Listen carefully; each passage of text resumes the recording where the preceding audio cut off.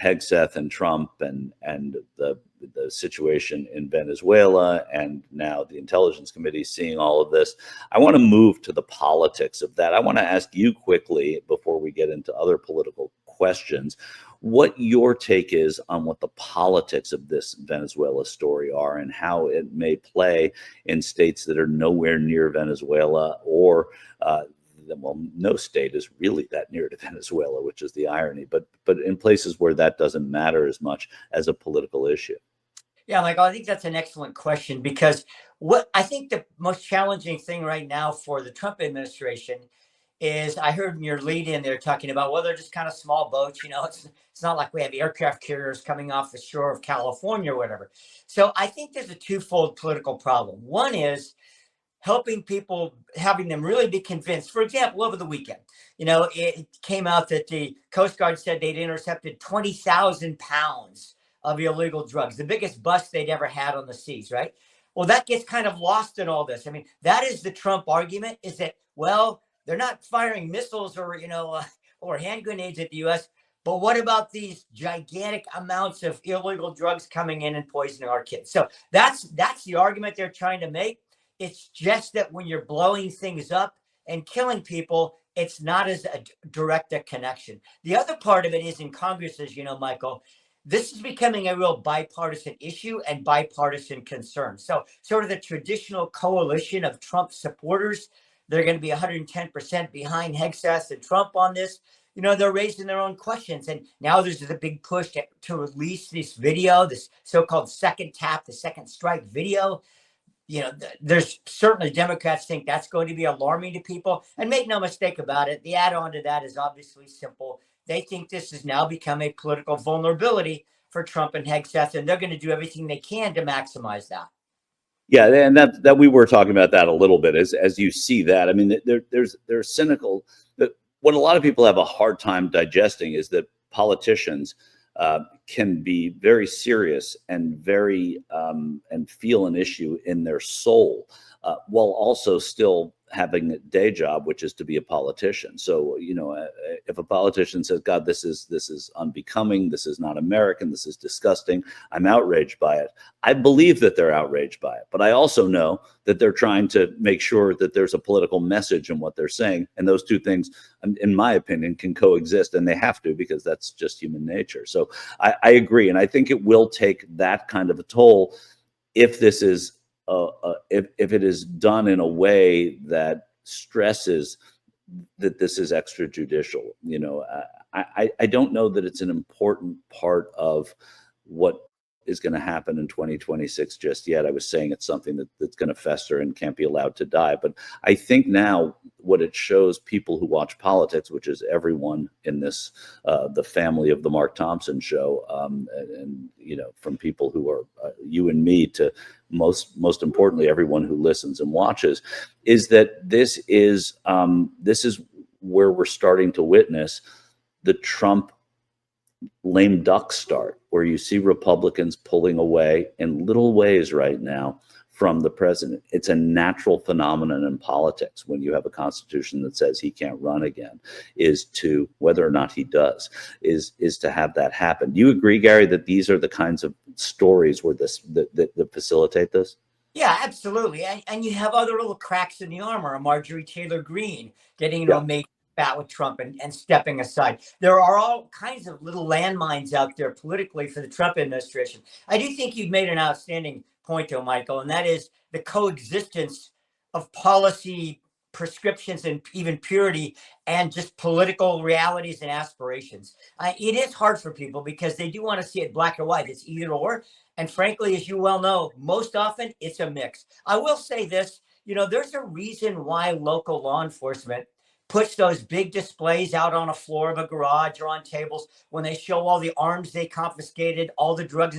There's a reason that happens during every big drug bust. They want to show the public, A, we're on top of this thing, and B, we were justified in doing what we did because look at this that would be on the streets of America. That, I think, has been a missing element that just started, as I mentioned, to come to fore over the weekend. You have to show, right?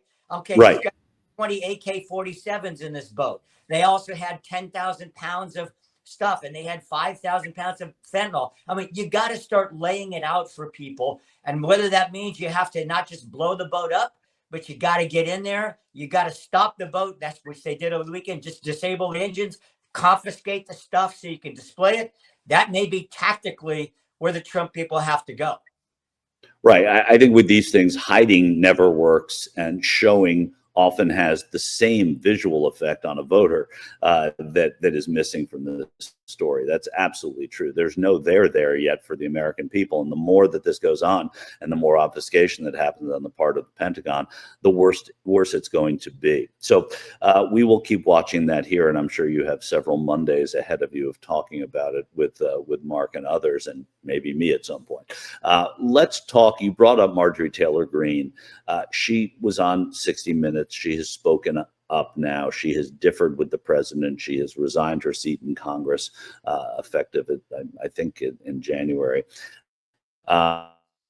She had to defend herself as being America first, and that the Trump administration is not focusing on domestic policy, but putting too much focus on things like Venezuela, on Ukraine, on Gaza. The president was traveling too much when he went away. She said that her campaign promises were to be America first. She says she's not going to run for president. She says that she is not going to use any of this as fodder for bettering her career in a way. She said it at different times, but she is a voice. And I would say I'm not someone who, I've interviewed her several times. I'm not someone who's walked away terribly impressed by her, even other than as a firebrand.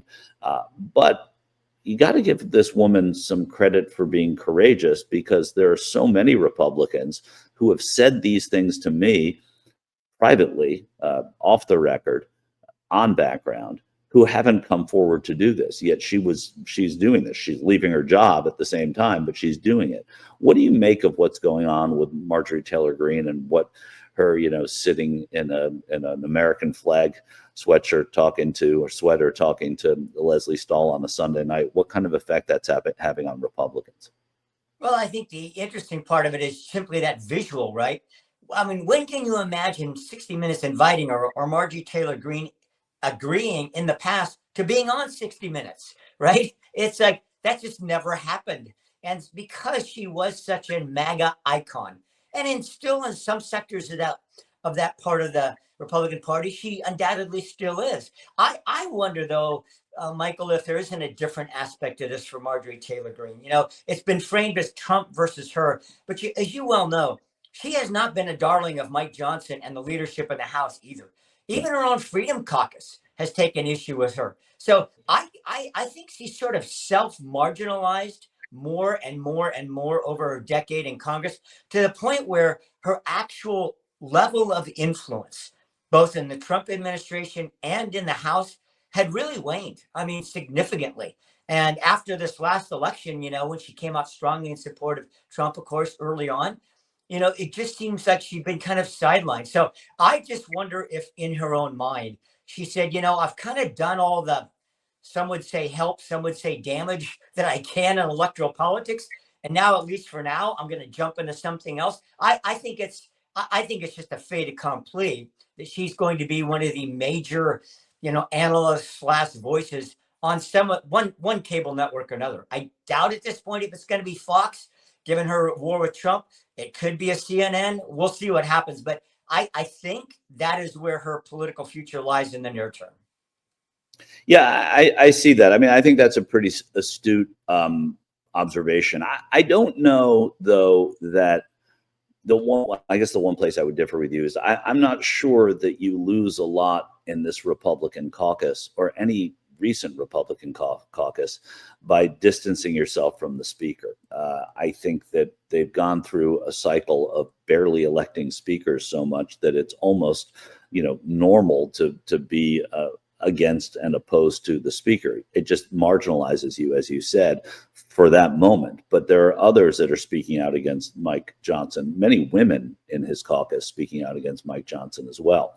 But that's a small part of the big story you said there, which is, what happens to, she's had as big an effect as she can have on politics in Washington right now, that maybe her best gambit is to go on TV or to launch a bid to run for the governorship in Georgia at some point, and see if she can woo enough Atlantans to vote for her. I think that's a long shot. I don't know what her Georgia political future could hold, but there are enough rural voters, and they know if you get a GOP after your name, you're going to come with enough of them anyway. You know, we always said, I think, about Donald Trump, he's never going to win the rank and file Republicans. As soon as he ran, and as soon as he was the nominee, everyone fell in line, and pretty quickly, and pretty intelligently too, because the Christian right got everything they wanted after holding their noses and saying they'd never vote for him in the general when they weren't voting for him in the primary. So yeah, I think that's it'll be an interesting thing to watch as long as it's interesting. I mean, I don't know how much she can hold the imagination of the American people. We move on pretty quickly now, and she may be an oh yeah, whatever happened to Marjorie Taylor Greene at some point. One, I think sort of interesting story that will affect the body in which she now serves is everything that's going on with redistricting, Gary. I mean, we're hearing now that Texas is going to go ahead and do this. California, as we know, is going to go ahead and have their redistricted map drawn. Now Florida is stepping into the fore, and that may be, they're saying, the best place for Republicans to do the most damage, but it's not an easy fix. And I think Republicans are now saying, hey, we thought this was going to be easy. We thought changing this in midstream was going to be easy. Indiana, no, it's not. It doesn't seem to be happening. Florida, it's tough. They have so much anti-gerrymandering that goes on there. What does this mean for Republicans? Are they, desperately searching for these things, or does this not even really matter? That their brand is so bad at the moment as we sit here, which, as we know, could change quickly, that redistricting may not even be anything more than a little Band-Aid.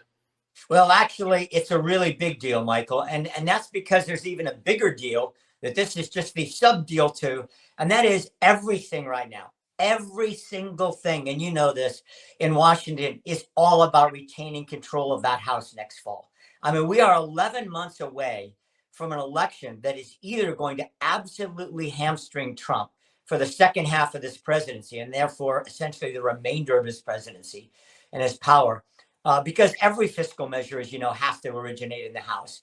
Certainly, and nobody has any doubt that investigations galore would take place if you now had a democratically controlled House. I mean, everything is focused on retaining control of that House. Now, for people saying, well, what about the Senate, Gary? Well, the Senate's a much bigger uphill push, as you know, Michael, for Democrats, just the nature of the map, because it's not all the districts like it is in the House. It's only a third of the Senate up this time, and this time around that leans more GOP. It's possible the Democrats could pick up a seat, but most people are saying very unlikely they could get control of the Senate. But the House is a different matter, and it's really up for grabs. As you know, every seat is going to be hand-to-hand political combat. Therefore, if you can get a leaned advantage of even 7 to 10 seats, something like that, when all this redistricting stuff falls out, and believe me, we have a long ways to go. I mean, there's a case against the California maps, as you know, pending. The Texas map situation looks like it's done now. Those are going to go through. But every one of these is going to be first decided upon, whatever the mechanism for individual states, and people need to be reminded this is a state by state matter, and then those have to be litigated, and it depends on when your filing deadlines are. By the way, why the Texas thing was so big to get done last week is because today is the filing deadline for House congressional districts. So this is all Florida has I think until April 20th. Yeah, California, it's March. So here's the deal. This is going to be game one in Washington and all around the country for the next 6 to 8 months until we get to the primary season. And then it's going to be, all right, now let's look at polls. Now let's look at relative strengths of the two parties. And, this could well, as you know, Michael, be decided again by just a couple of House seats nationally. Yeah, it could be, and probably will be. And I guess when I asked you the question, does it matter? I know that it matters a whole hell of a lot. What I meant was, is there a chance, though, that they're only looking at purple seats, that they're only looking at difficult districts, when in fact the Republicans could be in a whole lot more trouble than just what's going on in those races that were tight last time or have switched over time more than others. Do you see what I'm getting at? Oh yeah, 100%. I mean, historically speaking, this whole redistricting thing may just be putting a Band-Aid on a compound fracture because, Okay, that's what I meant. Yeah. Yeah, because the bottom line is, as you know, Michael, midterms, it is not uncommon to have swings of dozens of seats. And Right. depending on how unpopular Trump is come summer of 26, especially fall of 26, and the key, how people are feeling, especially about now the new gargantuan A word, affordability, is going to say a lot about this. This is really important because, as you know, there is a SCOTUS decision coming down on the Voting Rights Act that could potentially advantage Republicans even more. And then in 2032, when the new maps come out after the 2030 census, because of migration out of places like California, just in California alone, they may lose another 3 or 4 House seats. Lost the first one in history this last time around. So this is all a big deal, a cascading deal in terms of the advantages in the House that it's going to be felt for the next 3 or 4 election cycles. Yeah, that's a great point, right? I mean, what we're looking at, that voting rights case is going to eliminate. I mean, there won't be a Democrat in Tennessee. There won't be Democrats in Louisiana. It's going to be hard to get one in South Carolina. It's going to be a massive shift if SCOTUS grants that. We have no reason to think that they won't, but let's see. The Voting Rights Act is a kind of a sacred place, though they've allowed changes in North Carolina, won a case on it. And so there are reasons certainly for Democrats to be concerned. And like you said, that next census map may change. It also may change in some places for the better. The other thing is, going off of what you said in midterm elections, the Democrats in the Senate, I don't want to just throw the Senate away. They've got a good stable of candidates and a very, very uphill battle, right? But if the dynamic that you suggested, if it's a compound fracture, it never avoids the Senate. It may not change the Senate completely, but it certainly could mean 2 or 3 seats that were considered safe. Sherrod Brown, Ohioans have voted for Sherrod Brown for a long time, and if that is part of a wave, you could see some Senate seats switch that you had no idea were going to switch. Isn't that right? Yeah, absolutely. And then they're within striking distance in 2028, when they have a more favorable map to Democrats in the Senate, of actually taking the whole thing.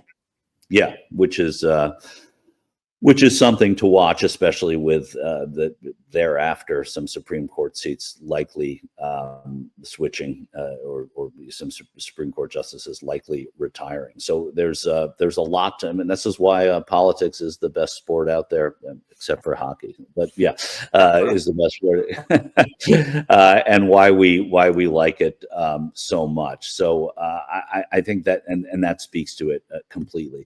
Let's talk, if we can, just a little bit, Gary, about what's happening and what we're learning about ICE and immigration right now. I mean, you have the Department of Justice, and they're not saying what it told Kristi Noem about the contempt inquiry over the deportations to El Salvador. You've got ICE saying that they have arrested nearly 75,000 people who had 0 criminal records.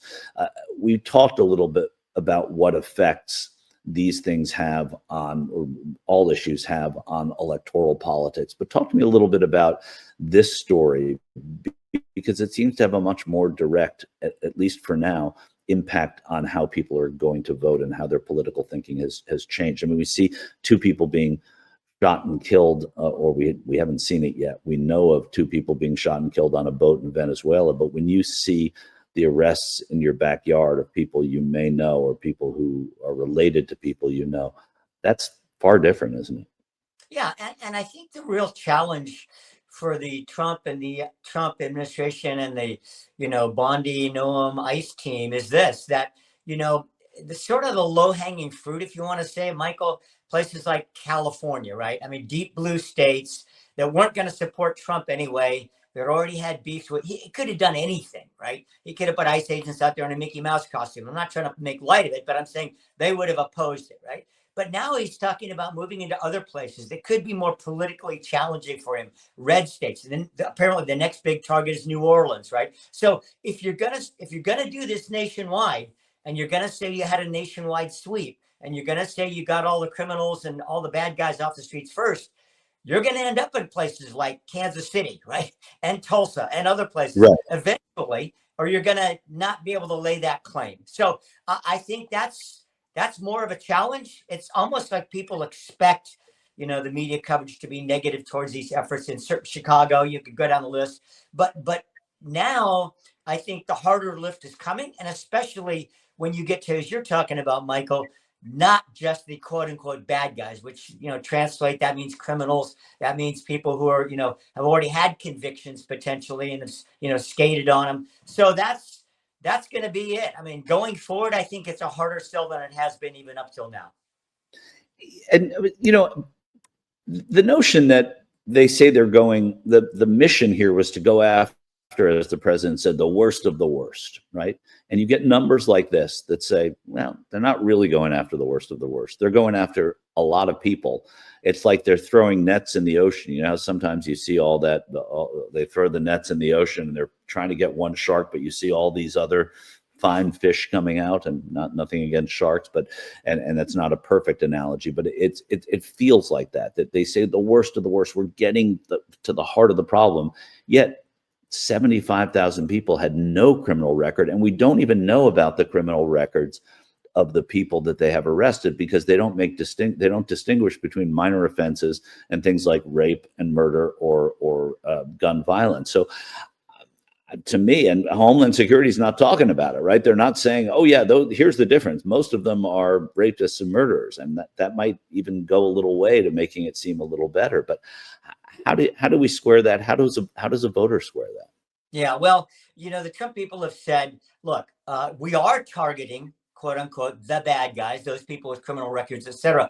But of course, we're not going to ignore or let go if somebody doesn't, if in that, as you point out, Mike, if the net's cast wide and the sweep gets 10 bad guys and 13 people that just are here illegally, the Trump argument is, well, they're still breaking the law. That is, the people that are just here, that don't have yet proper documentation to be here legally on an extended basis or a citizenship basis. So that's their argument about it. If that's going to hold water long term, we'll see. If the numbers continue to, if the numbers of bad guys, I just keep using that term, Right. generic, continues to dwindle, and the number of people that are here, they've got jobs, they've got families, they've got whatever long history continues to grow, that dichotomy, that difference is going to make it more difficult to make the argument for just casting those broad nets. Yeah, that's true.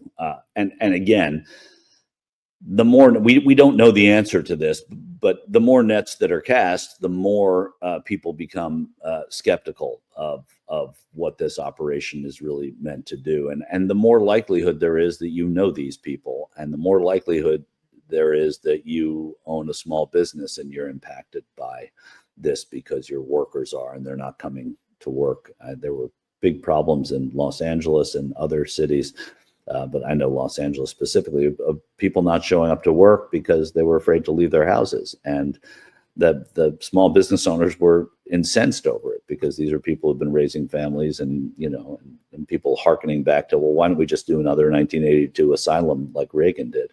But again, these are conversations to be had, not to be fixed here, but to be had because we think about their effects on an election. Before we let you go very quickly, Gary, I want you to address a California issue, which is Governor Newsom has now said that the Trump administration is going back on their aid pledge for the wildfires, which were just about a year ago from now, since then. And what do you know about this, and what do you think this snub that the White House is giving to Newsom tells you? Well, here's the problem for Gavin Newsom, okay? It's a mutual snub club, okay? In other words, they both keep upping the political ante between the two of them, such that it's getting increasingly difficult to find any commonality on policy or funding. And this is, there you go. You're putting up there, that was sort of the the high water mark of the Trump-Newsom relationship. Trump's now elected, president-elect, shows up in, the fires in Los Angeles.